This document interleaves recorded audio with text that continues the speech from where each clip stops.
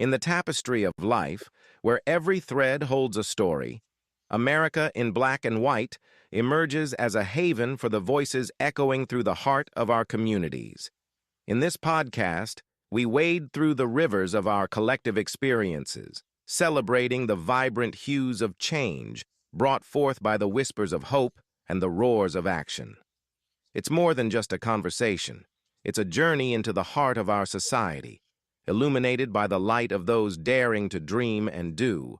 Join us, and let your voice be the melody that guides us toward a dawn where every color finds its place in the masterpiece of our shared destiny.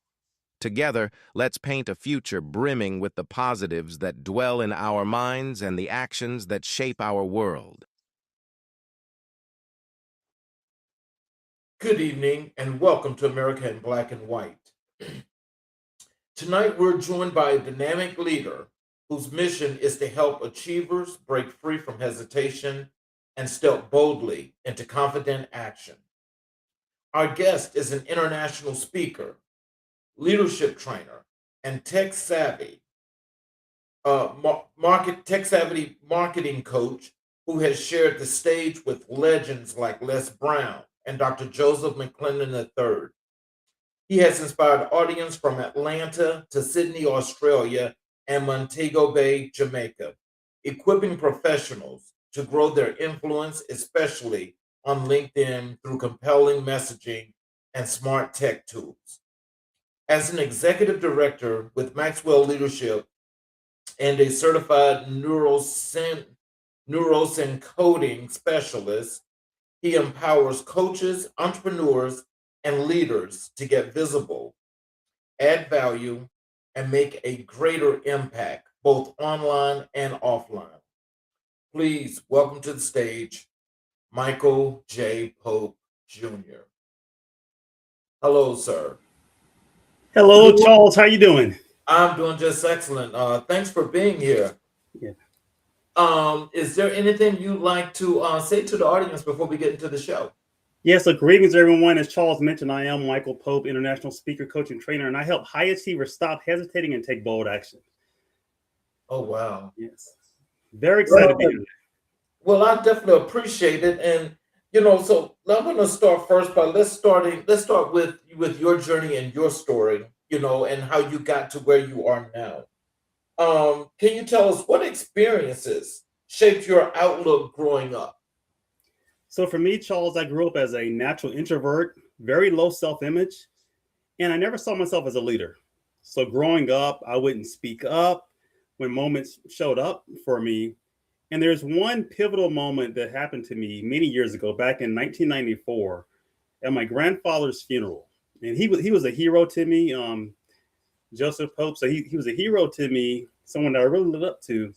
And at his funeral, they had an open invitation. They said, anyone who wants to come up and share remarks about Joe, come on up. And Charles, I sat there and I wanted to tell everyone in that room how amazing my grandfather was. But I allowed fear to keep me seated. Wow. And the regret of not taking advantage of that moment dealt with me for years. And it led me into the world of personal development. And that's really where my journey started, when I started reading books and attending certain seminars and really learning from mentors and coaches on how to grow my self-image. So then I'm assuming that is what's giving you this confidence to speak freely and to be a motivation to others. Yeah, absolutely. So I started when I started reading books. Actually, the first book that I ran into was I met a mentor named Percy. And I remember asking Percy, I was like, Percy, how are you able to be so confident and have so much charisma with dealing with people? Because he was high school educated, but yet he commanded authority from people who had PhDs and other leaders just because of the way he carried himself. And Charles, he said, Michael, if I loan you a book, will you read it? And to be honest with you, I had just graduated from college. I wasn't a reader at all. I took the book with no intention of reading it ever, right? I put it on that shelf that we all have, that someday shelf, It just is a nice gesture. But fortunate for me, Percy followed up. He was a great mentor. He followed up and he said, hey, Michael, I just want to check in and see how that book is going. And Charles, I gave him so many excuses, from being busy at work to spending time with my family and all types of excuses. And so Percy challenged me a little bit. He said, "Hey, you think maybe you can handle one chapter?" I was like, "Sure, I can handle one chapter." He said, "Go grab the book." So I went and grabbed the book. And the book was The Magic of Thinking Big. And he said, "Turn it to chapter 2, and I want you to read that chapter." He said, "Read the title out loud." So I opened it up. Chapter 2 said, "Cure yourself of excuse-itis, the failure disease." And I remember reading that, and it felt like a gut punch. So I read that chapter, and I realized that every failure in my life was a result of excuses I've been making. So those moments when I didn't raise my hand and speak up when I had an idea, or when I wanted to share a thought or share some remarks about someone, they were just excuses that kept me seated. And so that led me into the world of personal development. And I became a reader, a studier of personal development. I'll never go back.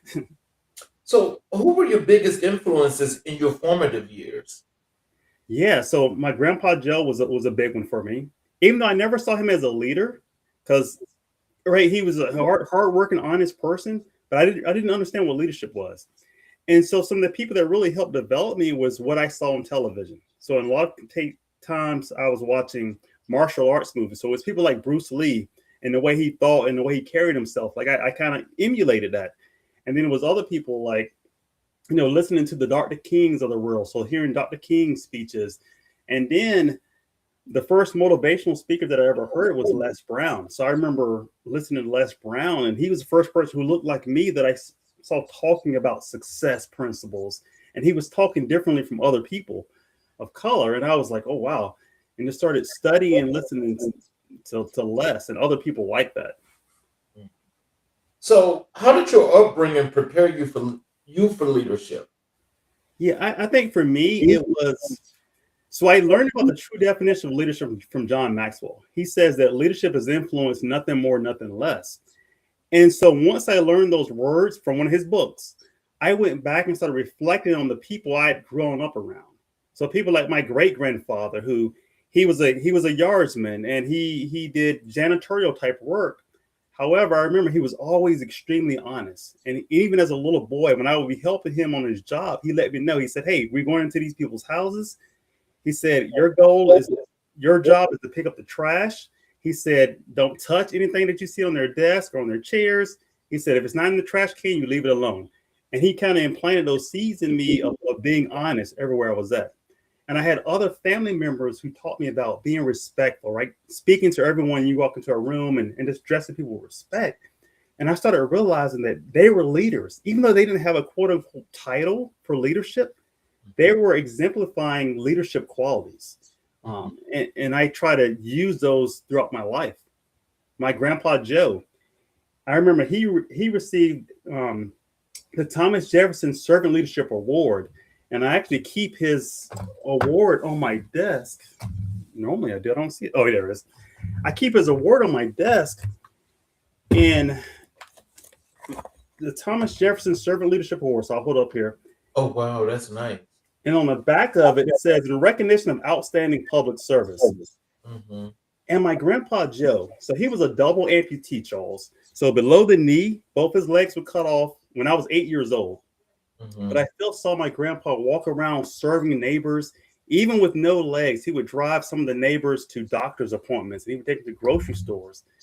And as a young boy, I thought it was crazy. I was like, why don't you just stay in bed? I mean, I didn't understand why he wouldn't just let people take care of him versus him taking care of other people. But I remember him telling me, he said, "Michael, it's not about the award. You have to make serving others part of who you are." And I didn't get it at first, but looking back over the example that he shared and other family members, I'm like, I understand it now. And so that's part of my DNA now, right? Serving other people. I do it all the time now. So as you think about how this culmination brought you into leadership, did it help you to come up with what you consider to be your leadership style and how you actually apply it? Absolutely. Right. So I am a servant first leader. Anytime, even before I ever try to convert someone to be a client, I always look for opportunities to add value to them. So right now I'm part of Maxwell Leadership's faculty. So a paid member on John Maxwell's team. And the reason why I got that position was because during COVID, when I was on his team, I was reaching out to people, helping them with technology. That's my background, technology. When COVID hit, people were like, how do I use this thing called Zoom? And how do I set up this? Right? People were really struggling with technology. And so I volunteered. I would tell people, hey, let's hop on a Zoom. I can help you navigate this. I'll show you how to use Zoom correctly and different things. And word got around about me volunteering my time to help people out, right? Adding value to people without asking for anything in return. And that opened up opportunities for me. And it continues to open up opportunities for me as well. So, yes. Well, so can you tell us this? How did you get to your why, your motivation for what you do? Yeah. So for me, growing up as a natural introvert, terrified of public speaking, once I overcame those fears, I started realizing that my life has been impacted by other people speaking to me, right? Typically from a stage or from a book. And so I knew that I wanted to be able to do the same, which is why I became a speaker, which is why I became an author as well, because I want to be able to impact people that one to many and just make a change around the world, right? Impact people everywhere I go.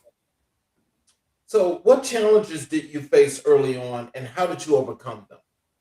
So the biggest one for me was hesitation. Like I thought it was fear. I thought it was procrastination, but it was really hesitation. And I think it came about because growing up, I was a natural perfectionist, and I thought everything had to be perfect before I turned something in or before I did something. Even my background is in software development, and so I was used to trying to write perfect code before I submitted it and things like that. And hesitating to speak up, hesitating to apply for things, right? Hesitating to potentially face rejection held me back and caused me to miss so many opportunities many years ago. And once I realized that was what was holding me back, I made it my mandate that anytime there's something that I want to do, I'm not going to hesitate, right? I do it immediately. Take the messy action, chasing failure, willing to fail, right? But I just do it knowing that it's not going to be perfect, right? Knowing that done is better than perfect. And that way I can make the moment perfect. So when did you first realize you had a gift for teaching and inspiring others? I think it happened when I was in probably several years ago, back during my Toastmaster days. I'm still in Toastmasters. Toastmasters helped me to overcome my fear of public speaking. And I went from giving the traditional 5 to 7 minute talks to being asked to teach 45 minutes at some of our leadership institutes. So I started doing that on a regular basis.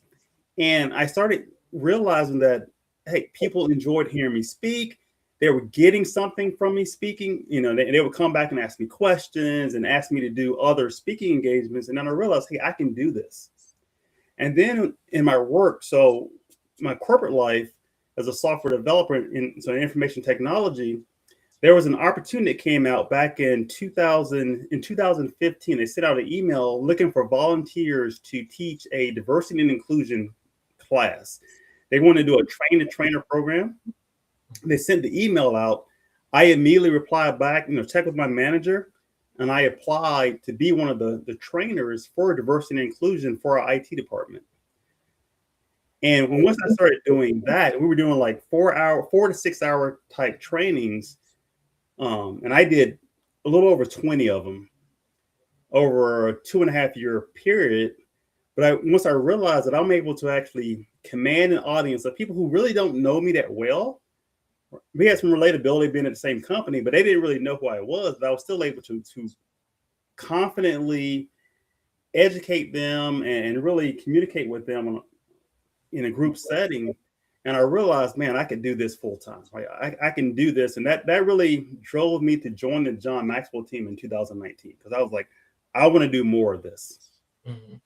So what is it about the John Maxwell team that inspired you so that you had to be a part of that team? Yeah. So for years, I would listen to John Maxwell speak from stage.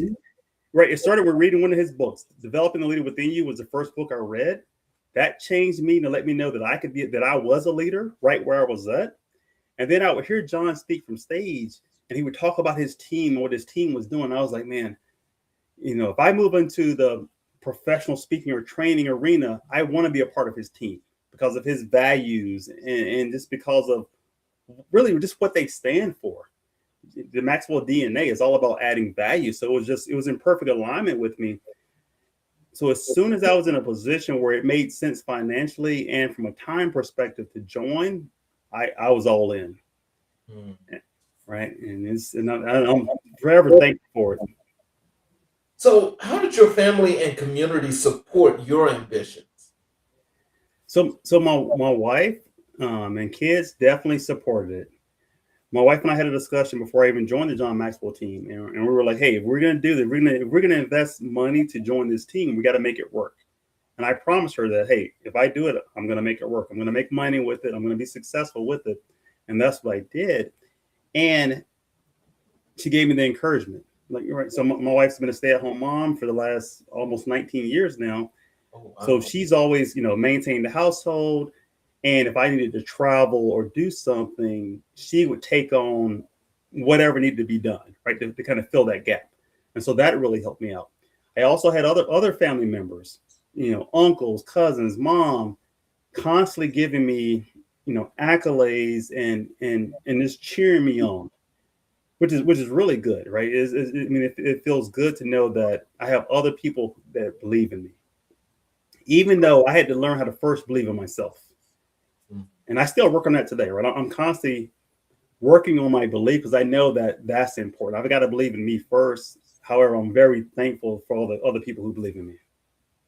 So in thinking about all that, and especially with having a strong, supportive family, do you always hear in the back of your mind, do you always hear those words and the things you can imagine from your grandfather that Yes. pushes you and spurn you more?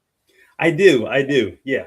Because I tell his story so often, I definitely hear his words and I see his, like I see his movement, and how he treated people, and I'm forever thankful for those lessons because I love spending time with him. Even as a driving teenager, I would drive over to my grandfather's house and spend time with him. Like I would spend a night over at his house.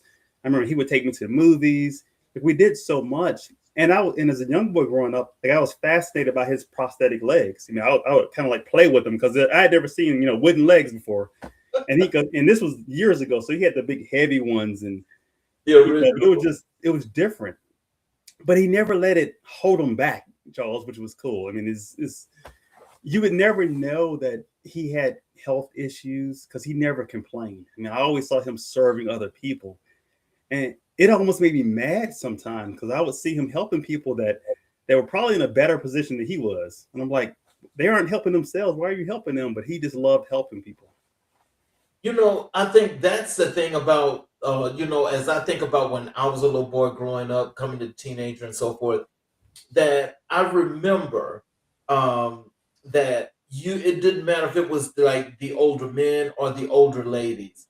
They always was doing whatever needed to get done. Mm-hmm. And the community was always helping each other regardless of the case. Yes. And so as I think about that, that's one of the things that helps to push me further. How does that work when it comes to you, when you see what your grandfather was doing? How does that make you work within the community? Yeah, so for me, my wife and I have 3 sons, an 18-year-old, a 17-year-old, and a 13-year-old. And we've always led by example of serving. So for us, it really started mainly in our church. So for years, over a decade, my wife and I served in kids ministry at our church. And our kids went through kids ministry, and obviously they saw us serving in that capacity. And then when they started aging out of the kids ministry, they came back and they would help. So they would help us with check-in. They would help if tables needed to be moved. Whatever needed to be done, they would do it because they were just so used to seeing serving. Like that just became a part of who we were. Mhm. And so that helped. And then also any other opportunities that we can serve, whether it's in the community or other places, I see it in them more, like being willing to volunteer for opportunities to speak or other things. Even if it scares them a little bit, just seeing them willing to do it because they've seen us do it. Mhm. And so that makes me feel good knowing that I am setting the proper example because they're always watching. So, was there a defining moment that shifted your career trajectory? I think for me, it was probably when I learned how to accept the fact that other people believed in me. Because Mhm. I would hear it from certain people, and like you hear it from family members, and you're like, okay, they have to say that, right? Like mom has to say that you're great, and things like that, right? It's like you kind of take it for granted. However, when I started having other people show that they believed in me by giving me opportunity, like one example is there's two sisters that I work with now, Kay and Shy, and I met them on the Maxwell team, and they gave me the first opportunity to be a part of a team on the Maxwell team because they were like, "Hey, Michael, we would love to have you be a faculty member on our team." And so they did that, which opened up doors for me. And then they left the Maxwell team and started their own coaching institute, Neuro Coding Institute, working with Joseph McClendon III. And they invited me to come over and help with that too, to be a part of that, which was really opened up doors for me, right? Like I would have never met Joseph McClendon III. And I had read one of his books many years ago that he wrote with Tony Robbins. And when I had the opportunity to meet him and become friends with him, like, I'm so thankful that they believed in me enough to put me in that environment. The same with Les Brown. Like, I've had an opportunity to speak on the same stage as Les 3 times now, meet with him, actually had an opportunity to interview him. And obviously, I mean, he if you ask him now, he doesn't know my name, but he recognized my face because he's seen me enough times, which is pretty cool.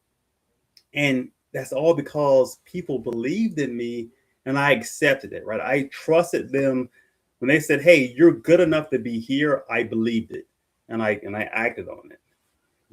So I'm Wow. forever thankful for that. It sounds like, as you've gone through the time from from being young to being the person that you are right now, it seems like, you like to do the combination of not just the service but the teaching. Yes. Can you tell us, what does the teaching do that helps to inspire you so much? Yeah. For one, I learn it better, right? So anytime I'm teaching someone something, it forces me to really study it and learn it so that I can explain it. Mhm. And one of the things that Joseph McClendon always he taught me and he teaches other people is that we have to assassinate complexity. And what that means is making things as simple as possible so that anyone can understand it. And I've learned how to do that. And that continues to open up doors for me. One of the reasons why I'm able to teach for like the John Maxwell team, to teach to other speakers, trainers, and coaches and have them listen is because I know how to keep things very simple for them to make it where so they can understand it, but also so that they don't feel like belittled. Like some people can teach, but they'll make you feel dumb that you didn't know it. And Right. I know I don't do that. Like I've learned how to be patient thanks to relatives and grandparents and things helping me with that. And so I make it very simple for them to do. Make them feel empowered because they're doing the work. Even if I'm saying click here, click there, they still feel empowered and it makes them feel good. Wow. So, how did your journey lead you just to Maxwell leadership in general? Because I know that you saw things by passing, and Mhm. you got a chance to meet Les Brown, and you were reading books and so forth. But how did you actually get to Maxwell? Yeah, so it was funny because I knew about John's team, and the first couple times I heard about it, timing wasn't right. Like from a financial standpoint, and from with everything in my life, it was too busy. And then in 2019, one of my friends called me up. He said, "Hey, Mike," he said, "I just got the phone with this lady from the John Maxwell team." He said, "I'm considering joining," and I was like, "Really, you are?" And then and he said, "Yeah." He said, "Let me know if you're interested, and I can get you in contact with the person." I said, "Okay, I'll let you know."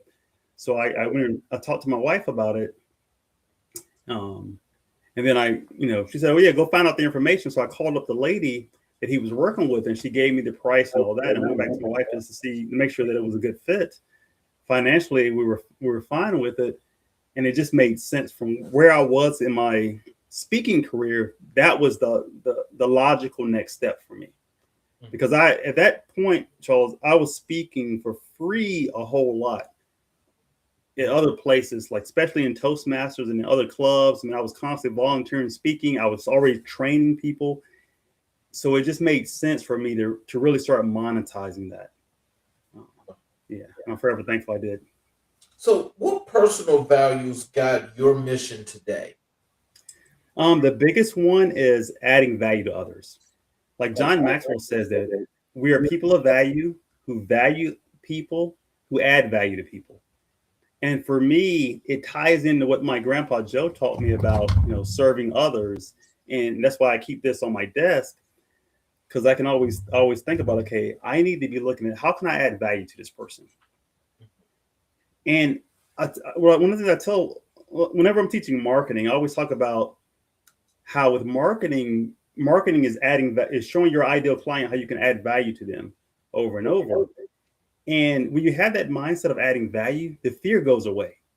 Because if I truly believe, Charles, that I'm adding value to you, why would I be afraid to add value to you? It doesn't make sense, right? Like if I was a waiter at a restaurant and I came and I wanted to offer you dessert, why would I be afraid to offer you dessert? Right? If I believe that I'm adding value, it's your choice whether you accept it or not. But it's like, hey, why would I ever have fear with that?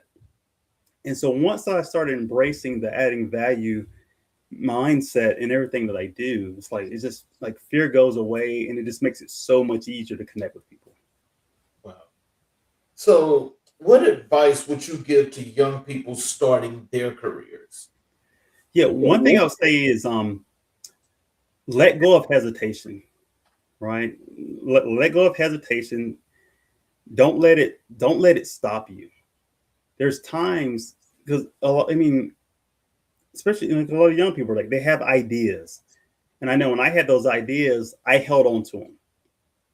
And Charles, it made me mad when I would be in a meeting and I had an idea in my head and I'm sitting there trying to make it perfect in my mind before I say it. And then someone else says a similar idea and it gets accepted. I'm like, man, I had that same idea. In fact, mine was probably better, but it's like that person spoke up first. And so that's what I would tell them is don't hesitate. You've got to be willing to fail, and it's okay. Like failure isn't final. It's okay to fail. And I tell you, like I've seen this through my sons, especially in karate, watch them grow. And the best example is watching them when they first started breaking boards for the first time, like that fear about, if I hit this piece of wood, am I going to break my hand? Is it going to hurt? And obviously now they're confident. But I saw it a little bit later as they progressed in karate when it came time to break bricks. Because at first, they would see people breaking bricks, like, okay, I don't ever want to do that. Boards are okay, bricks. However, now, like my middle child, his name is Charles, and he's broken 3 bricks with his hand multiple times now. Wow. And it's just because he doesn't hesitate. And he realized that, okay, if I hesitate, I'm not going to break it. If I hesitate, if I second guess, I'm not going to break it. He knows he's got to go all the way through. And he's not aiming for the bricks. He's aiming past the bricks. And that's what I would tell these young people. It's like, you're not aiming for the thing that's right in front of you. You're aiming past it, right? You're not aiming for college. You're aiming for, okay, what am I going to do post-college and all that, right? You got to see in the future.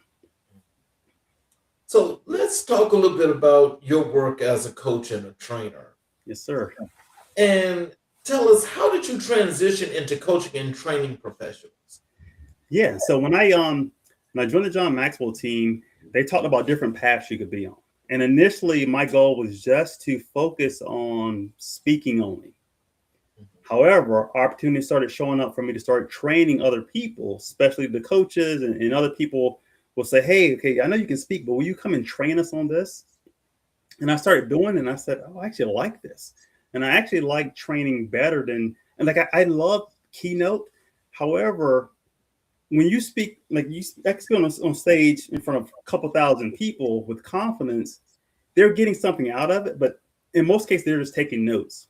Mhm. However, when you're training people, a lot of times they're doing as you're telling them to do it, right? Or it's something they're going to apply right away, and they can get a result. And then you get as a trainer, you get the benefit of seeing that result. And the same with coaching, right? When I help someone go from that fear of marketing themselves or fear of setting something up because of technology or whatever is holding them back, and then they do it, they're like, man, I did this. And like, and then they feel good about, they're like, oh man, I would have never been able to do this without you. I'm like, you did the work. I'm like, I just told you where to click, but you had to do it. But it empowers them, and that makes me feel good. Mhm.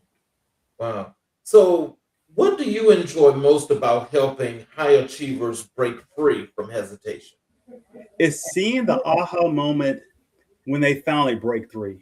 Mhm. It's because you'll see it on people's face when they finally get that aha moment.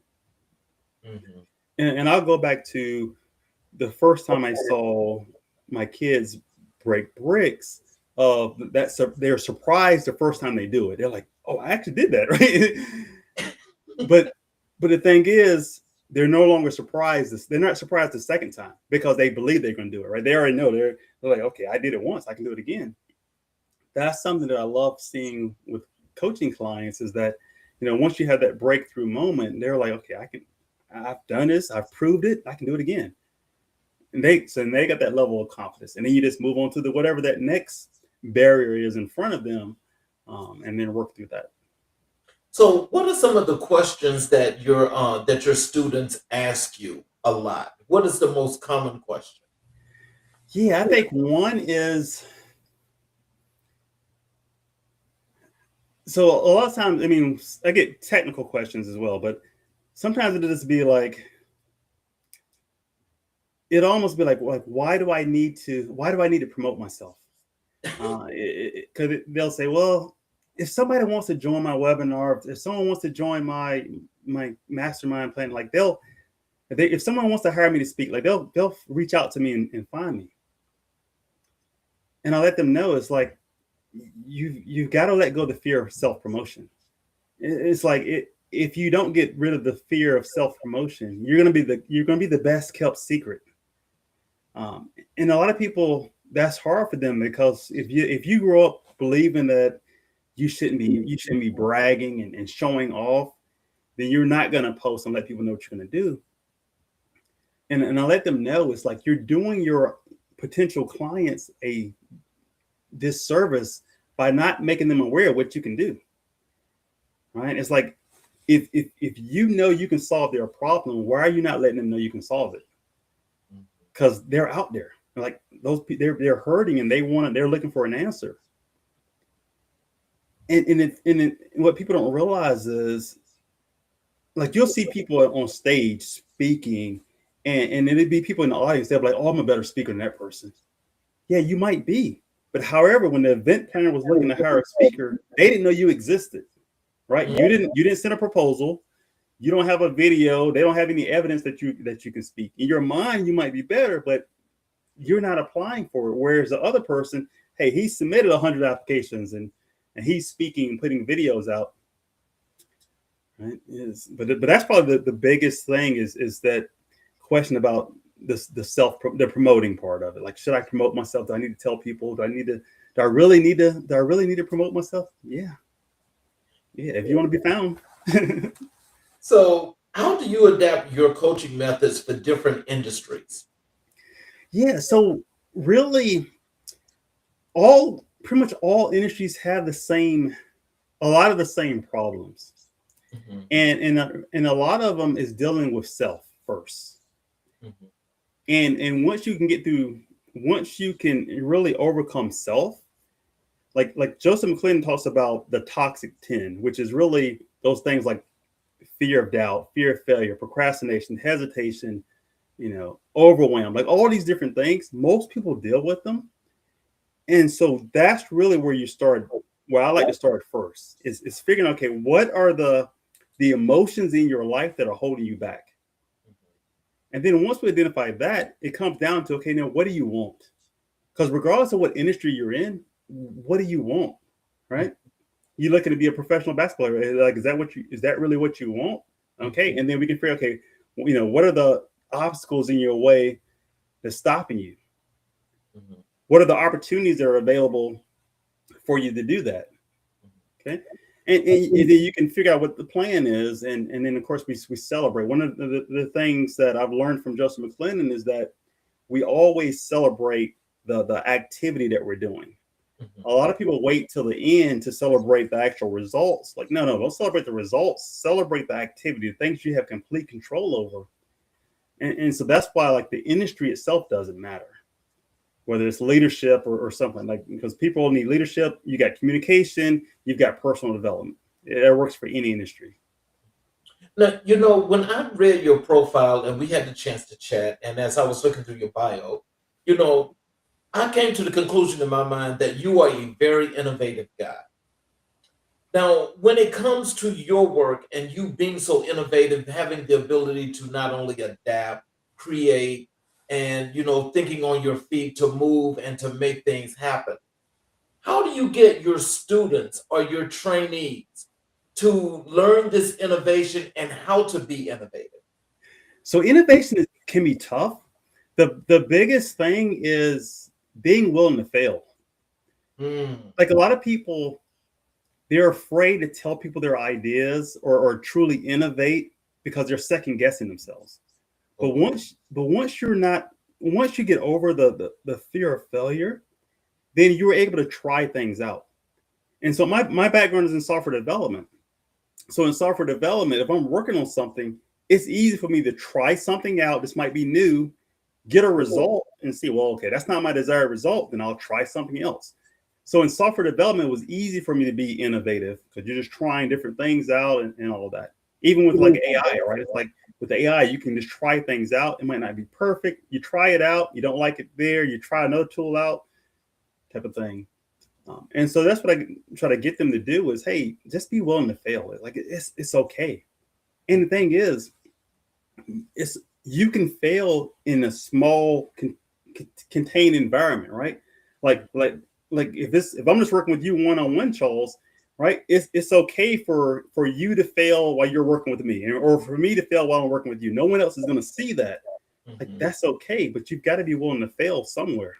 Mm-hmm. So now that's a good that's definitely a good point. Now, just when it comes to that, I need to follow up on that, and that is, so now when you're in these much larger environments, because you've got a room full of people, yeah, how does that change? Yeah, so it's similar, and you can do exercises to help people out. Mm-hmm. So even something just for most people, they just have to get out of their shell. Right? So you need some type of pattern interrupt. Mm-hmm. One of the things I did, so I was speaking in a group, it was probably maybe 70 or so people in the room. One exercise that I had them do was to grab their cell phone, put it in video selfie mode, and I gave them some affirmations to say. So I said, look at yourself eye to eye in video mode, press the record button, and I want you to say your name. So I was like, Michael Pope. And I'll say, I love you. So I'm like, I love you. I appreciate you. You're amazing. You're wonderful. And that, it made a lot of people uncomfortable, especially the I love you part. Them even saying that to themselves. A lot of them, it was low the first time. And then we did it again and it got a little bit louder. And I had a few people come up to me afterwards and they were like, with tears in their eyes. They were like, it's been so long since I've told myself that I love you. They're like, especially looking at themselves. Because most of us, Charles, they'll get out the shower. You're looking in the mirror. Most of them you don't really look at yourself in the mirror. You say, oh, okay, I'm getting more gray hairs now, or I got some wrinkles here or some lines here. Like, we're looking at the bad things versus truly looking at ourselves and just appreciating who we are, and saying, and being able to say, hey, I love you. I appreciate you. But just having the whole audience do that. I even did it in Italy, which was funny doing it in Italy because they did it in Italian through the interpreter, but they still did it, and you saw that it kind of loosened people up because it's something silly to do, but it still loosened them up enough where their guard is down, and then you were able to be a little bit more innovative. Mm-hmm. Like I've even seen, like we did a group setting and we had people do some building with the Lego, like partner exercises with some Lego bricks. Mm-hmm. And, you got these 6-figure corporate executives or whatever, professionals doing this, but just the act of playing something that they probably would never do at home with their kids or grandkids, but them doing it there, they're like, oh, okay. And it was the creative side comes out. Right. And once you get that creative side, the juices flowing, then innovation is easy to come out. Like those ideas just popped in because your guard is down. Right. And you're not really thinking about it. It's all subconscious. Mm-hmm. So what role does mentorship play in your coaching? Oh, a whole lot. So for me personally, I have to have mentors in my life. Like I couldn't imagine where I would be if I didn't have my mentors. And I'm constantly talking about them because I know, like, my first public speaking mentor was an amazing woman by the name of Carol Cormelink. And I remember when I joined Toastmasters, how she took me underneath her wing and she kind of gave me direction, and she taught me about studying other speakers and taking advantage of every opportunity to speak.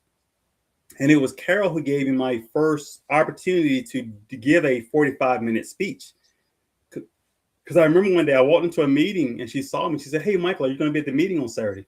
I was like, "Yeah, I'll be there." She said, "Great." She said, "We need someone to cover the Evaluate to Motivate session." She said, "Here you go. And she gave me the manual for this presentation along with a CD that had the PowerPoint. She said, "Hey, I'll see you on Saturday." And so that was my first 45-minute thing. She was my mentor, so I couldn't say no. But I did it. I didn't do it perfectly, right? But I did it, and I realized, okay, I can do this. She believes in me, and I can do this. So having mentors is so important. And I tell people, right? And obviously, there's a difference between coaching someone versus being a mentor and all of that. However, it is so important to have a mentor in your life. For me, my first mentors were through books. It was books and audio programs. Like that still works. Reading books, listening, and nowadays, of course, you got AI where you can almost have AI kind of answer those questions for you. They're not it's not going to really coach you, but it can help with some of that mentorship. But for me, it's important for me to have people that I can be accountable to, and that will hold me accountable as well. So how do you measure success in your training programs? Yeah, so it's typically either based on the actions that people are taking, right? So whatever the goal is. And so typically, like if it's a group training, obviously everybody has different goals. So normally, like if I'm going to speak at a company, I'll ask them, okay, so what does success look like at the end of this, right? Is it people setting more development plans for the year, or is it them completing a certain assignment faster? Just so I have an idea so I can speak towards that, whatever that goal is. So that helps. But if I'm working with someone like one-on-one, then it comes down to, okay, what do they want? And what do we need to do to actually the steps to get them there? Mm-hmm. So like I have some coaching, some clients of mine who I'm helping them with some of the technology side. So that technology may be them setting up a webinar for themselves, right? So the goal is for them to have a successful webinar.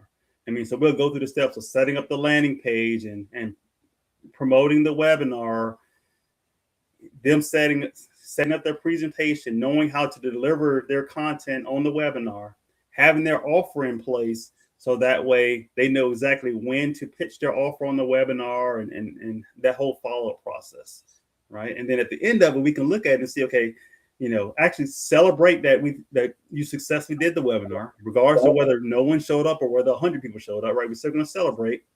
And then we can look at the result and see how we can make an improvement. So the people that are looking at the show tonight, and let's say if they're interested and they want to be a part of this training program and having you as a coach or a trainer, can you tell them what are they going to get from you and what can they expect? Absolutely. So one of the things you're going to get from me, so two things. So one is the training. So if you bring me into your training, whether it's at a corporation or whether it's one-on-one training, what you're going to get from me is clarity on what your goals are, because that's the first thing, right? I'm gonna dig in, and we're gonna get clarity on what do you really want, because a lot of people don't know how to answer that question. Like Charles, I ask, you ask them, hey, what do you want? They'll say, well, I don't want this, I don't want that. Like, no, what do you want? Let's focus on what do you want. Get your mind focused there, and then we'll work through, okay, what's holding them back. So that's the main thing is we're going to figure out, okay, what do you want? And then we're going to put together a strategic plan, helping you be a doer. So my book is Doers Win the Day. And so a lot of my philosophy is based on being a doer, and doer is an acrostic, and I'll share the acrostic in a little bit, but I'll show you, how to actually have a plan, and then how to be a doer, and really how to win every single day. Wow. And the thing is, once you learn how to win the day, right, you're going to be winning your weeks, you're going to be winning your months, and then you're going to look back and you're going to say, hey, I won a whole year. And like, it works. Mm-hmm. Like I'm gonna be in Orlando speaking at the end of the month, and one of the things I'm going to talk to him about is about winning the year, and how, because it's a goal achievement seminar, and I'm talking about how the last 12 months of my life, like some of the wins. And so for me, it was speaking internationally in Jamaica, speaking in Sydney, Australia, speaking in Rome, Italy, speaking on stage with on John Maxwell's stage this year, and also I spoke on stage with Les Brown and interviewed him and some other stages that I've been on. But it was all a part of me winning the year. But it starts first with knowing how to win the day, mm-hmm. right? And winning the day starts with knowing the night before, what do I want tomorrow's win to look like? Like having that clarity, so that way you can wake up knowing, okay, this is what winning looks like. If I accomplish this, I won the day. Mm. So what's the most rewarding feedback you've received from a client? Wow, so much. Like I've had so many amazing testimonials. I'll say one from a speaking. We were in Sydney, Australia, and this lady came up to me after my talk, and she's got a marketing background. And she was like, man, your talk just blew me away. She said, you gave me so much clarity. She said, my background is in marketing. She said, but then I'm transitioning to being a coach, and it just didn't connect. Like she couldn't connect her corporate marketing background with marketing she needed for her coaching business. And I remember just, she said one thing you said, she said, everything makes sense to me. She said, but there's the one thing about seeing it as adding value. She said, that changed everything for me. She said, because I said that marketing is showing your ideal client how you can uniquely add value to them over and over. And she said, once I understood that, and then the way you put the pieces together, it's like I can do that. Mm-hmm. She's like, I did that for my corporate, but I know I can do that for myself now. And so that was huge. And I get lots of testimonies from my clients. I've had clients who, when they first started working with me, like they'll always say, because they're normally like some of my clients are older, right? So they're like 60 plus, like they retired, and coaching is their second or third career. And so a lot of them will say, oh, I'm probably too old to learn this tech stuff. However, I had one yesterday, I think she's 70 something. And she was like, she said, Michael, the only reason why I'm able to do this is because of you. She said, people see me there and they say, hey, you're so tech savvy. She's like, honey, if you just knew. She's like, I've got somebody who's taught me how to do this. And now she's confident that she knows how to figure it out. Like I've shown her how to solve problems, to figure out how to do, like if you don't know how to do something, how to solve the problem yourself. But I get comments like that from people who just that freedom that they feel. It's a good feeling. So how do you keep your coaching methods fresh and relevant? The main way is I keep my mind fresh and relevant, right? Through reading books, constantly attending seminars, work with my mentors, right? And I'm a continuous learner. I'm a great student. And so I'm constantly studying. And I'll give you an example. So one thing is, I was earlier this year, I was asked to be a part of the team to help with to help support Go High Level, which is a software platform that the Maxwell team is using. And because of that, I started really studying it. And then I said, hey, I'm just going to go and I'm going to pay to get certified. So I paid myself to go through their certification program, got certified fairly quickly, attended their conference as well. But that's kind of how I stay fresh is saying, okay, I'm going to jump in and keep learning. If I'm asking my clients to learn and grow with me, I need to be learning as well. Wow. What challenges do coaches face in today's fast-changing business world? One big one is technology. Technology is changing at a rapid pace, especially with AI. So I think one big challenge is them understanding, okay, what AI tools should I be using without getting confused, because there's so much, right? And you get distracted too. So learning how to effectively use like tools like some of these AI tools for their business and be productive versus playing around. Because it's easy to get caught up in the habit of playing around on social media or playing around as far as creating content or whatever you're doing and waste time. So that, I think that's one of the things that really holds them back. Another thing is it comes back down to fear, because a lot of the that I've worked with in the different industries that I'm different organizations that I'm with, a lot of them are transitioning from corporate America. So they're in corporate America, you're making a 6-figure income, you're comfortable, you've got a whole team of people doing stuff for you, and now you're a solopreneur. And you don't have anyone. If you're having problems with your email, you've got to figure it out or hire somebody to help you out, right? It's like you don't have anybody you can just go to say, hey, how do I do this? Or can you help me with that? And I think that's a big challenge for a lot of coaches, is they're like, okay, I'm great. You give me a client in front of me, I can talk to them, I can help them out. However, they're like, how do I get the people in front of me? Right. So it's that marketing challenge. How do I get people to even know that I exist? I know that I'm great. How do I let the world know? So that's a big challenge that really caused a lot of people to even leave this industry.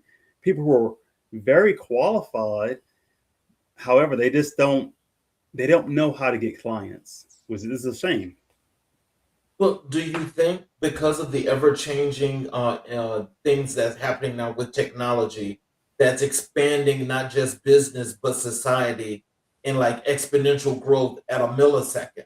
Do you think that that's overwhelming, and it's so overwhelming that a lot of people aren't just willing to be patient enough to actually go through the process, learn the process, and then apply the process? Oh, absolutely. One of the things I hear from some people is they're like, well, why do I need to learn this now? Because I know it's going to change. 3 months from now, what I learned today is going to be like, especially with technology, because it changes so fast. They're like, why do I need to learn this version of ChatGPT and all this? Because I know it's just going to change in a few months. I'm like, no, you need to stay up with it. If this tool is part of your tools for your business, you need to go in and learn and embrace it. Figure out how to use it, right? Or hire someone who can use it for you effectively. But you can't just run and say it doesn't exist. Like there's still people who say, well, oh, I'm not going to use AI. AI is from the devil and all this type of stuff. It was like really, and, like you're going to have to embrace it, or you're going to become irrelevant because you're going to get left behind. Well, I think that's going to happen to a lot of people because a lot of people still aren't willing to invest that time to learn AI. Yeah. How do you balance theory with practical application in your training? So one of the things that Joseph McClendon the third, he told me from day one, like when I joined his team as a faculty member, and he tells all the coaching students there, the specialists is what we call them. He said, we don't teach theory. And he said, so the first thing you need to do is you need to coach yourself first, right? Apply these principles, these processes to yourself first. So that's what I have to do. I have to make sure that I know it, I believe it on me first, that it works on me. And that keeps it from being theory. It's no longer theory if I've done it to myself. and then be willing to do it on other people and get feedback. So how often do you do like these many projects that you show off to your class and you use them as examples? How often do you create those? I whew. So that just depends, right? Because that's a tough one. I teach so with the Maxwell team alone, I teach typically 4 to 6 hour-long training sessions per month with them. And then with the Neuroencoding Institute, I teach on average 4 per month. So I'm constantly creating content and using people as examples and kind of walking them through, here's how you do X, Y, Z type of thing. And so we're constantly doing that on a regular basis. And so it causes me to learn and try. And I'll even like volunteer to help certain potential coaching clients, but I'll help them for free to do something as a way of me practicing this and actually going through it, like explaining it to them. Okay, I'm like, okay, that worked. So then I know I can teach it to a group. Mhm. So, what's the one skill you believe every professional should master? I would say communication. I think in today's age, like communication has always been important. Today, because of AI, it is something that a lot of people are taking for granted now. Because years ago, like you would hear all the marketers would say content is king. Well, content is no longer king because of AI. Because I can take a 5-year-old and have a 5-year-old write a book, right? I can help a 5-year-old write a book using AI. So content is no longer king. However, communication is more important because nowadays, when you see content on LinkedIn or social media platform, we naturally assume the AI wrote it. So we're like, okay, that person didn't come up with those many words. AI wrote that. That's what people naturally assume. So your ability to verbally communicate is so important because when you're dealing with people, right? Because they don't want to deal with an AI video or AI chat. They want to talk to a person. That's most people's biggest complaint now. They go to a website and you can't even pay to talk to someone. You're like, please, I'll give you money. Can I talk to a human? I don't want to go through this little chat bot to answer questions and right? It's like, but communication, I think, is the number one skill. That's one thing that I have to agree with you on that, but I want to get your opinion on something here because what you said is something really key about the writing part. And I know how I love to write, and I know a few other people that say that they love to write. And what I'm finding is that it's not that people are not writing. I think because of the overuse of AI, and when people actually write and craft things from them, where it take you a long time sometimes to write, depending upon what you're writing. But for some people, they honestly, the first thing they say is AI wrote that, and it's like, do you want to debunk that, or how do you disprove that? It's tough, right? Because the thing is, if you write something and if it's perfect, if it's too perfect, we're just going to assume that AI wrote it, right? Like you're not good enough, AI wrote it, and that's the same with books, right? Right? It's like you look at it, like you're like, oh, okay, AI wrote that, and it's tough. So and you'll hear the strategies of break the language, right? So you're like, okay, even if AI wrote it, you need to have some grammatical mistakes in there, add a story in there, some filler words or something, right? So like kind of mix it up a little, break it a little bit. However, at the end of the day, most people still believe that AI wrote it. And I think you just have to get past it. It's like if they do, like, it doesn't really matter who wrote it. It matters, is it information that can help you out? That's gonna hit whatever the goal is of this content. Like if I'm sending you an email, is this email clear enough to help you out? I mean, I can write it in my own words, or I can take half a second and let AI write it the way it should be written. Mm-hmm. So I love using AI. I still read it and I'll tweak things up, but I know that AI saves me time. So let's go over and let's go directly into your work as a speaker and your speaking engagements. Like you've spoken internationally, so what was it like addressing audiences in Sydney and Montego Bay? Oh, so and I was sorry, Montego Bay, 'cause that was the first one. That that was my first time in Jamaica. Took my wife with me. The people were amazing. And it was different because in Montego Bay, well, in Jamaica, like it started later than expected. We had tech issues because they didn't think we needed to do a tech check because they were like, oh, we got it, type of thing, right? So it wasn't as structured as what I'm used to, but the people themselves were amazing, and things just it flowed well.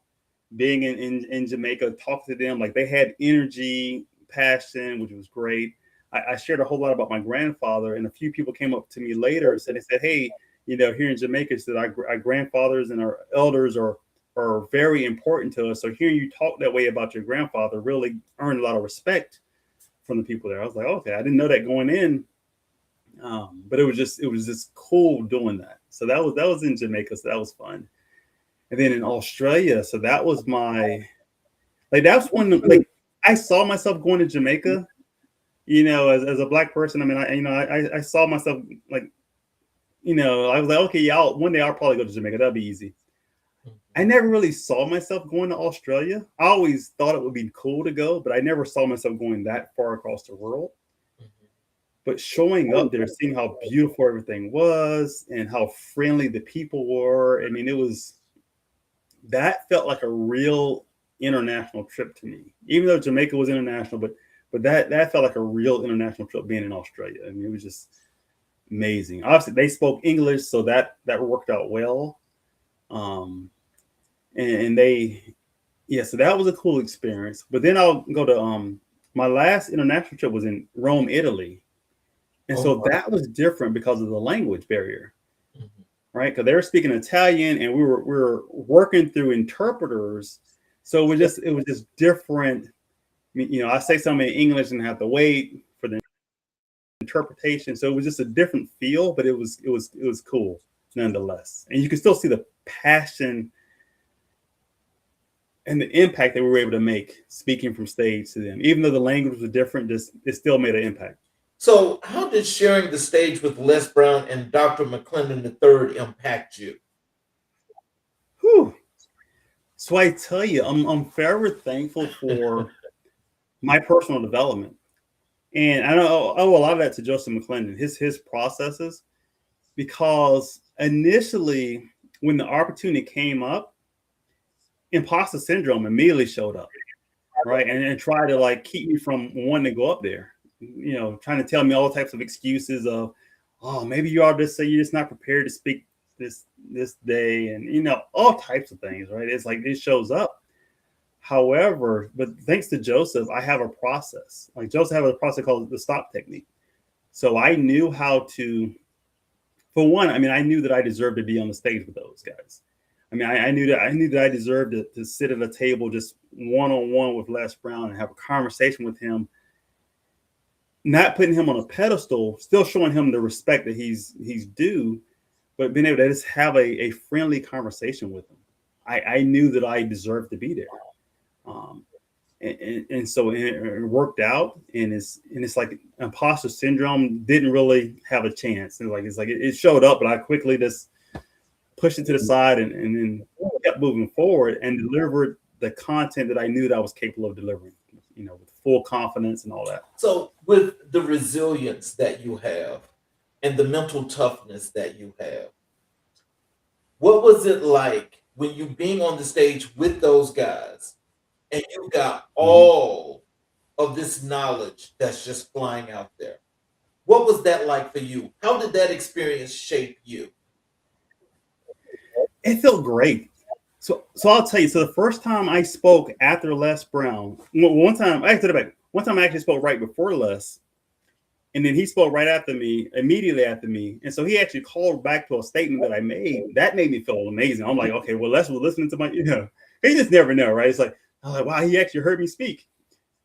And so that felt good, knowing that my hard work, my discipline is paying off. Right? Knowing that me being a person, me adding value to other people, having the right heart, and also having the proper preparation. Like as a speaker, if I wait till I get on stage to start thinking about, or even moments before getting on stage, like if I'm thinking about what am I going to say or my presentation and all that, then I've lost the game. But thankfully, I've had enough mentors in my life that taught me how to properly prepare, so that when I show up, I can be relaxed. I can joke around. If the schedule gets switched around, I'm flexible because I come there prepared, hang loose, so I'm able to go with the flow. And like the last time we were in Atlanta, Les showed up unexpectedly. Like we found out that morning, like we were backstage. They kind of let us know that he was coming. The audience didn't find out until he actually stepped on the stage. They were like, "We got a special guest that's coming." But the connection he has with Joseph, he called Joseph, like Joseph let him know he was going to be in town. Les called him up. He was like, "Hey, when am I on stage?" Like, "Okay, we'll find a spot for you." Right. So it's like, so that was a cool feeling of knowing that, like I said, I can hang out with him, but I know that I'm prepared. I know my content well enough where I'm not going to be nervous because I got these amazing speakers looking at me, eyeball to eyeball, right? Like it's obviously there's going to be a little nervousness, right? Like I speak in front of my kids, I can be a little nervous. However, when you're properly prepared, you know that you're going to deliver what you're meant to deliver. Even if it's not the exact thing way I practiced it, I know it's what was meant to be said. So tell us, so with you being now a renowned speaker, how does that transcend over into your being an author? Yeah, so it worked out great. Back in 2022, I gave a talk talking about being a doer. And it was an acrostic, and the talk went over really well that I was like, okay, I'm gonna keep using doer. So I started using the doer acrostic in multiple arenas. So I would give a 20-minute speech using doer. I gave an hour-long speech using doer. And so I was constantly using doer. And then finally it dawned on me, probably people telling me this as well, that I should take that and put it into a book. So I took a transcription of my keynote and put it in AI and let AI help me out, like to organize it so that I could use it as a book. But I think it's really important. So I've had mentors in my life that tell me, hey, as a speaker, you need to have a book, right? Like this is a bookmark for me. I mean, not a bookmark, but this is a business card, right? This is my business card essentially. So it's important to have a book, especially on the topic that you speak on. And so this is one of the main topics that I speak on, that hesitation, self-leadership type of thing. And so it just works out having that. So and it continues to open up doors. How does the speaking, and you're working as a coach and a trainer, how does that work when it comes to dealing with the people in the community? How does that work? Yeah, so it's the same, right? Adding value. Mm-hmm. So it doesn't matter whether I'm at church, whether I'm at a volunteering at a different community event, or like one of the organizations that I do volunteer work with is ACP, American Corporate Partners, and it's an organization that's helping military veterans transition from the military into civilian life, whether it's entrepreneurship or whether it's corporate America. And so I've had opportunity to work with them for the last, I think, 4 years now. And they partner you up one-on-one as in a mentorship type program. And it's just like I use the same skills, the same coaching skills that I'm using on my clients, I'll use on them as well to help them hit their goals, right? To help them break free of that fear, hesitation, doubt that's holding them back, helping them understand, okay, getting clarity on, okay, here's what you want. Here's the skills that you already have, and here's how these skills translate. Your leadership skills in the military, here's how they translate into corporate America speak and all that.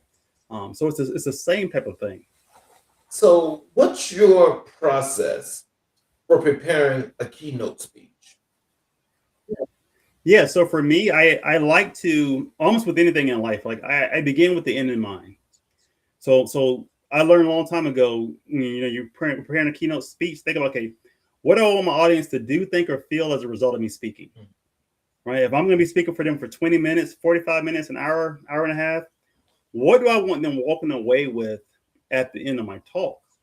And so once I understand that, then I can go backwards of, okay, what framework is going to help me out with that? What examples can really help me? Like, if these are my points, what examples or what stories can I use to really anchor that so they remember it? What action steps can I have them take along the way, or interactive activities can I have them doing to help reinforce these principles? But it starts with the end in mind and working backwards. Oh, wow. And then it makes it easy to be able to it makes it really easy for me to be able to, because I built it in modules. Whereas if my time gets cut, or if I'm running short on time, then I can just cut out a section of it, because I already know what the end is. So without me having like missing out on my end, I can just cut out a part in the middle that's just okay. I can cut that part out and still deliver the ending part to make sure that they're walking out with what I promised. So, how do you connect with diverse audiences across cultures? Yeah, well, I've never had an issue with that, thankfully, because I guess with my background being in information technology, I've always, in most cases, I'm always one of just a handful of Black people, handful of people who look like me in a room. So I've had to adapt. And because I see people as value, and John Maxwell says, see everyone with a 10 on their head. Look at them as a 10 first. So because I see everyone like that, I treat them that way, regardless of their background, whether they're high school educated or, they've got a doctorate, multiple doctorates, whatever, right? I'm going to treat them with respect. I'm going to listen to them. I'm going to expect the same back for them. And so I think that helps. And because I truly believe in what I'm sharing. And I'll tell you, so I had an opportunity to go, this was 2 years ago, go to Panama, and they speak Spanish, and I was working doing a training there in Panama through a interpreter. And I remember one point, like, we were asking questions, and one lady, she's speaking in Spanish, but she was in tears. She was sharing this emotional story, and it was coming back to me in English through my interpreter. But she was looking right at me as she was saying, and I was like, and I felt that connection. I'm like, even though there's a language barrier, she feels my heart. I'm able to feel her heart just through her emotion, right? So we've connected, even though we're going through an interpreter. It's still a connection there. But I think it just comes with when you see everyone as someone who's special, and you're treating people that way. It makes it easier to connect. Like you just naturally see the things that create that connection for you. So, what role does storytelling play in your speaking engagements? Yes, storytelling is important. You have to have all. I mean, all you pretty much see all speakers are telling stories, and you have to, because stories help you connect with your audience. Stories are more memorable. Like, people, they may forget the points that are given. They may remember some quotes, but people would normally remember a story. Like when I really go into detail about my grandpa Joe's story, about the prosthetics and him serving in the community thing, like, people typically remember that. And they'll say, oh yeah, that reminds me of my grandfather, who, he had a cane and he did this, or this person. So people will connect with your stories. So I think it's very important to constantly work on your stories. One of my speaking coaches, he says, talks about how all speakers really should have a speaker bank, like some type of collection of stories that you can just, at any moment, you can go and access those stories. And it doesn't matter what tool you put them in, right? You can put them in an Excel file if you want to, or Google. I like using Google Sheets so I can get to it anywhere. But having those stories somewhere, and then of course practice those stories. Just do it in conversation with people, give short speeches. That's one of the reasons why I still love Toastmasters, because I can take a story or a small part of my speech to a Toastmasters club and practice it. So let's talk about your work as a mentor.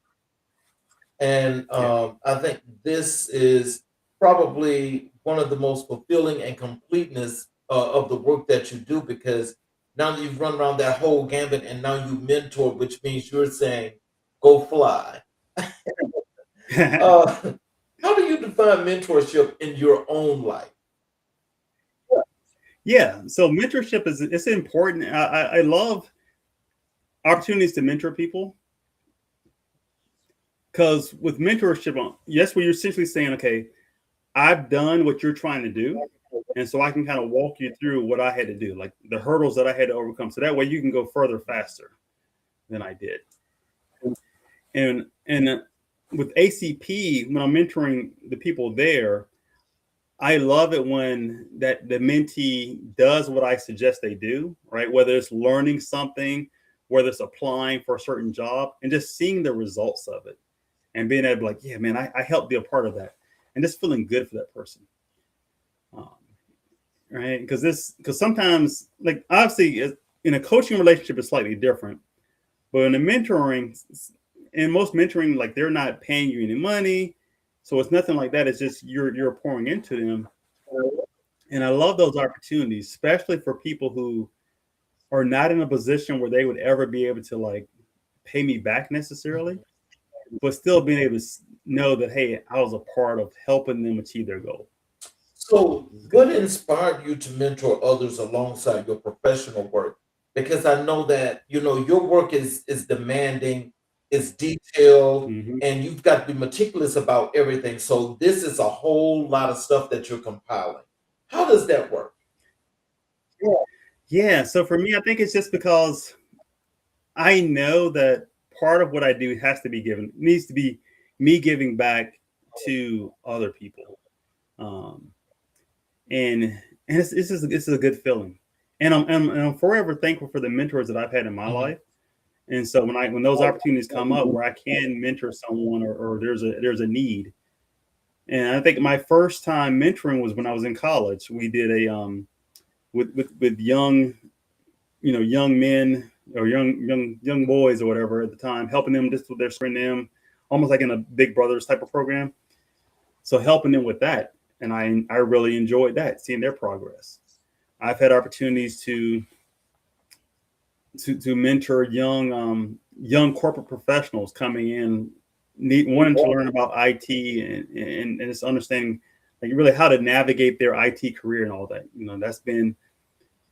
It's been a good feeling knowing that I've been a small part of their success too. Being able to give them some guidance, maybe recommend some books to them or some audio programs to them, and just give them that encouragement that there's so many people who don't have. Like, I know there's so many, like especially like young Black men who grow up in homes where they don't have a father figure, or even if their father's around, maybe their father has never really truly been successful, and is not in a position to impart success to them. And so I love, I've had opportunities to mentor people, even though they lived in the house with their father, but their father just wasn't in a position to do that. So, um, how do you guide mentees to build confidence and clarity? Yeah. One thing is they have to have action steps, Mhm. right? And so, like, I talk a whole lot about being a doer, and that's all about taking action. So anytime you're guiding someone, if you can give them something to do so that they can get a result, and then you can talk through the process, okay, of letting them know, hey, you did that, right? Hey, you took the action. So, hey, pat yourself on the back, like, celebrate yourself for taking that action, and the result was successful. So now you've done it once. If you've done it once, you can do it again. And you just have to build up that muscle memory for them, of that those little micro successes along the way. It builds so much confidence. And like I said, I've seen it with my kids in karate. So all three of my sons are black belts in karate. Mhm. And the two oldest are working towards their third degree. The youngest is working towards his second degree.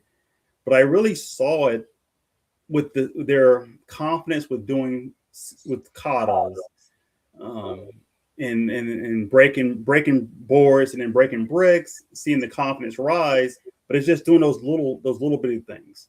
Like, from day one, they weren't able to break bricks, but by doing the exercises and doing the practices over and over and over, that repetition over and over and over, it built that confidence and it built their skill level, but their strength.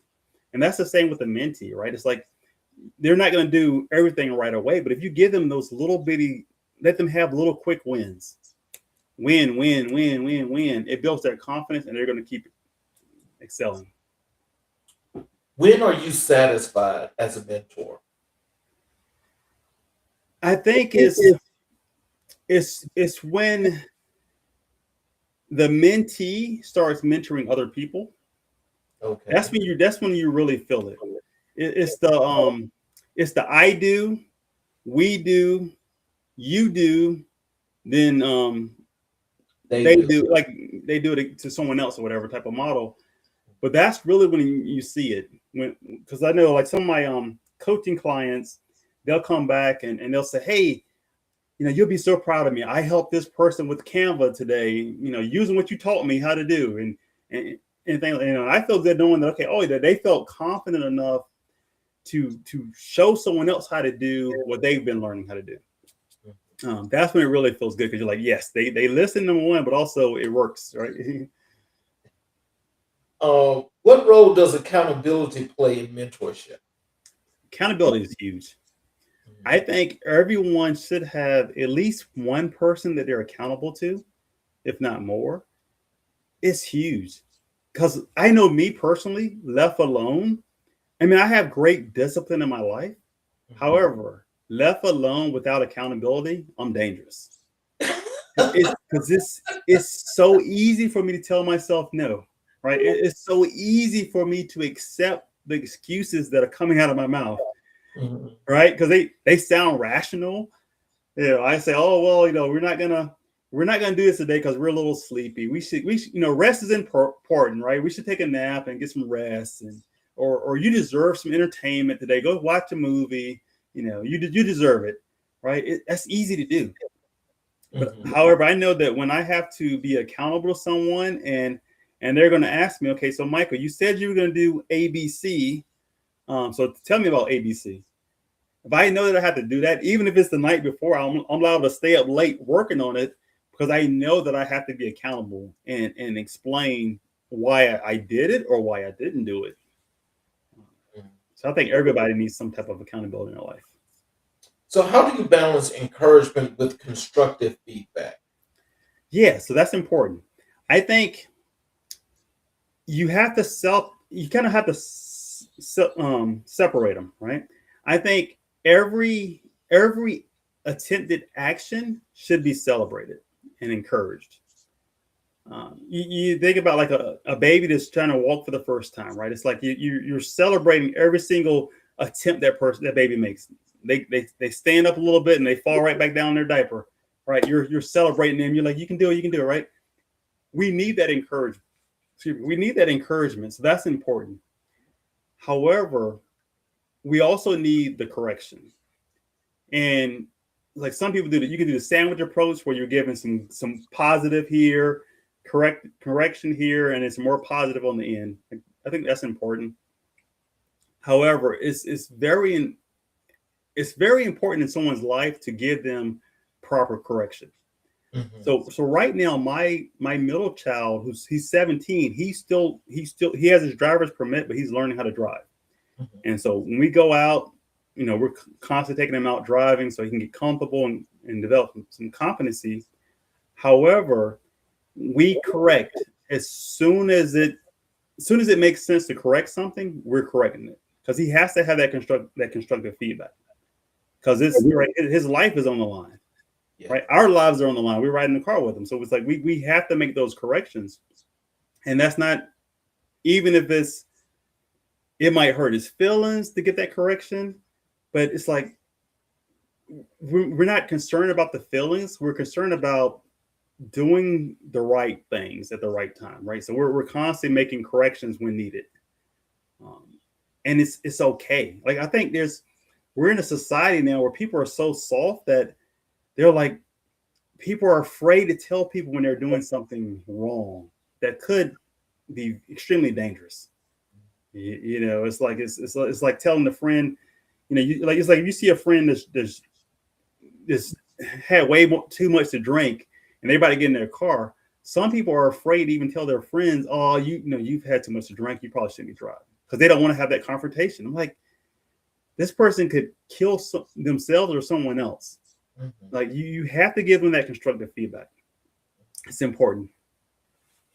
What's one success story from your mentorship that stands out? Whew, man, so many. Let's see. What's a good one?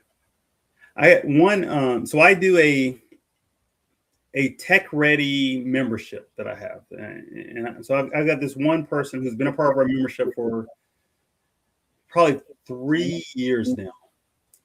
And we normally talk about wins on there.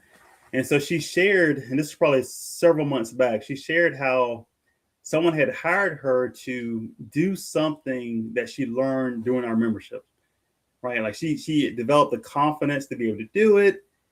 And, and she thanked me for it. She's like, man, I would have never had the confidence to say yes to this, but I knew that, okay, like, Michael's taught me how to do this. I know I can do it. And she knew that if she got stuck, she could come to me and ask me for help. And so she felt confident accepting that opportunity, that paid opportunity to do this thing. And so that felt amazing to me, knowing that she developed that confidence. I think there's other things. So I've got she gives me a lot of accolades now, like on social media for doing this. This great friend of mine, Dr. Becca Yoxheimer. So she joined my Toastmasters club many years ago when she was looking to work on her interviewing skills for pageantry. And so she joined that, and I worked with her and gave her we set up an environment for her to do interviews and things like that. Great friends. And so we worked on speaking and all of that. And she went on and she won two big district speech contests in Toastmasters. She delivered a TED Talk. She won a pageant that she was a part of. And she gave me accolades on social media for being instrumental in helping her with that journey. And she tells people all the time that I helped out. I'm like, you did the work. I'm like, I gave you advice. I was willing to give you advice, but you did the work. But it feels good knowing that I was just a part of that success. So how do you prepare mentees to adapt to change? I think it's important to set proper guidelines first to kind of let them know what's expected. Mm-hmm. I think if they understand, okay, here's what's expected. Like here's my, as your mentor, here's my responsibilities. As the mentee, here are your responsibilities.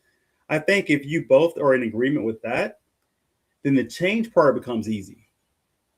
Because you have to have a process in place where, okay, if you get stuck, here's your help button, right? So here's the process of reaching out to say, hey, I need help with this, or I don't understand. I think it's important to have that set up, because we all know that things are going to happen, right? And fear of change is going to come up, or something unexpected is going to happen too. And you want to be able to handle that. Final question. What advice would you give to aspiring mentors? For aspiring mentors, number one is have a mentor yourself. And that's the same for coaches too. I've met a lot of coaches who don't have a coach themselves. I'm like, you're a coach asking people to invest their money to hire you as their coach, and yet you're not taking your money and putting it into a coach. It's like you've got to have that. And the same with a mentor. It's like there's some people who take it back.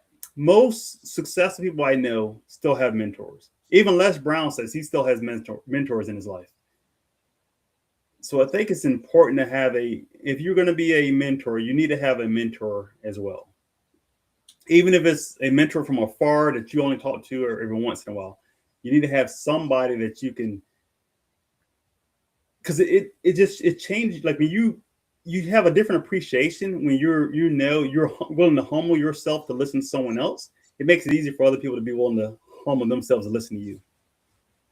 So, in closing, what are some words of wisdom and encouragement that you have for our audience? How they can connect with you via social media, your websites, some of the things that you're doing that they may be interested in? If you could tell them some of that, some of those things. Yeah, absolutely.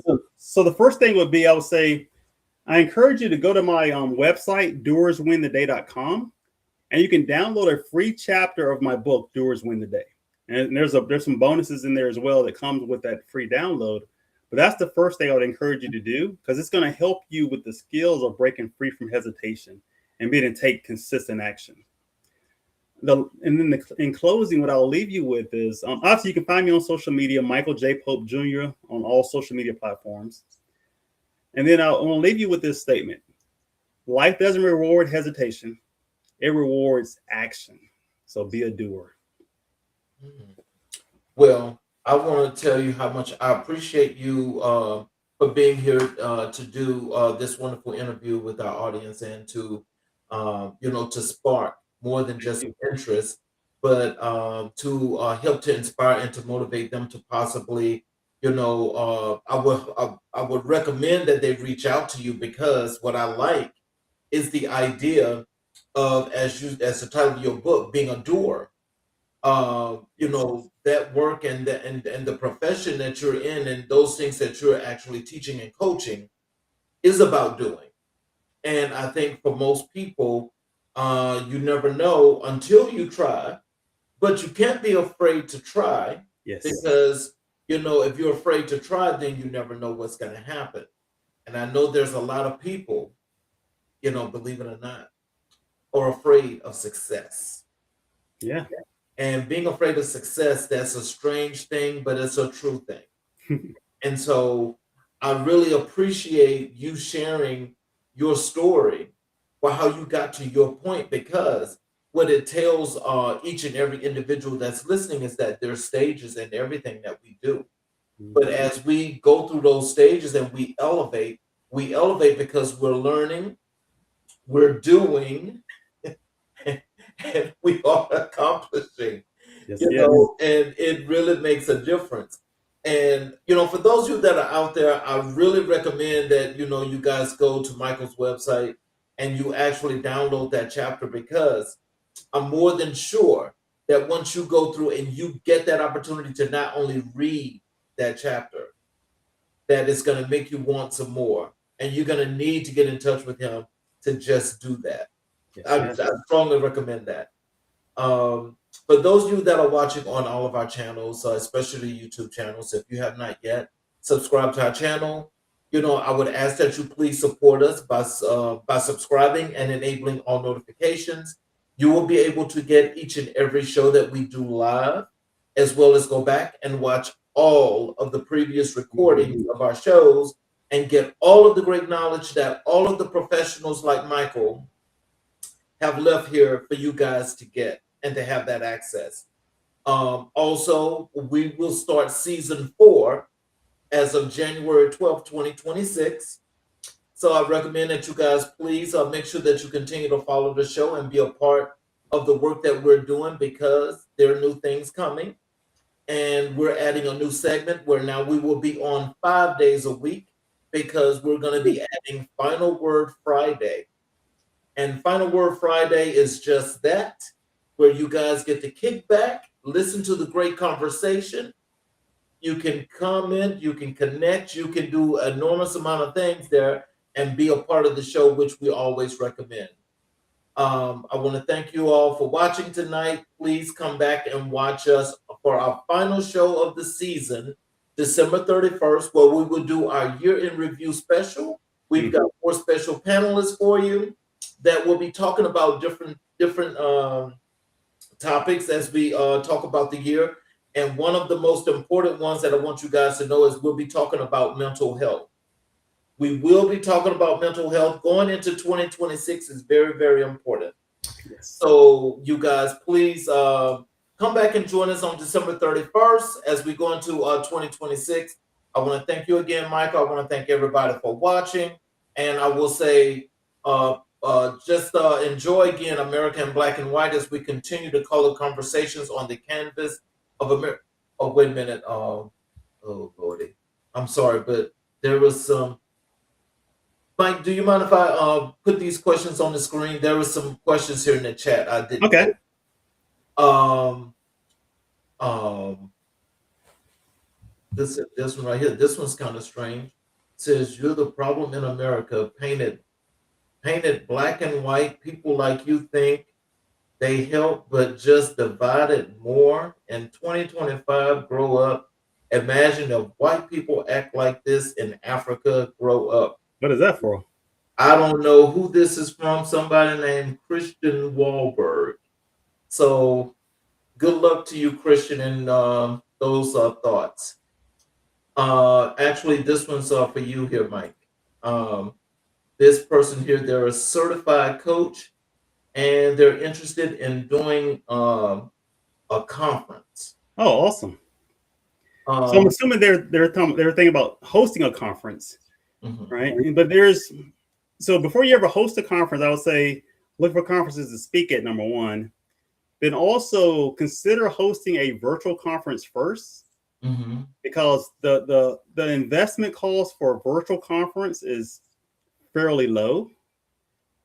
And in person, a physical conference, there's a lot of expense to it. So unless you really have, and any place you're hosting it at, they want their money up front. Like before you ever sell a ticket, you normally have to sign a contract. So if it's at a hotel, you have to book the room and have a room block and all that. So that can be expensive. But I'll say do it, right? If you're truly interested in doing it, then connect with people to fill the conference. Get sponsors to make it happen for you, whether it's a virtual conference or an in-person conference. I know I love speaking at conferences, so I would love to talk to you more about that. I'm actually going to Orlando the end of December to speak at a conference called the Goal Achiever Summit. That's a great conference. And I'll tell you, so attend other conferences and take notes. I always do that. Whenever I go to a conference, I take notes on what's all involved with it, from the sound people to the lighting people, right? You got to have audio visual people, the room setups, the ticket sales. How are they marketing the event? Because you want to fill the room. Well, that'll be the last comment. But hey, I thank you for answering that, and I appreciate you. And as soon as the magazine is completed and released, I will make sure that you get your copy. I want to thank you again, and have a great evening. You're welcome, Charles. Thanks for having me on. Take care.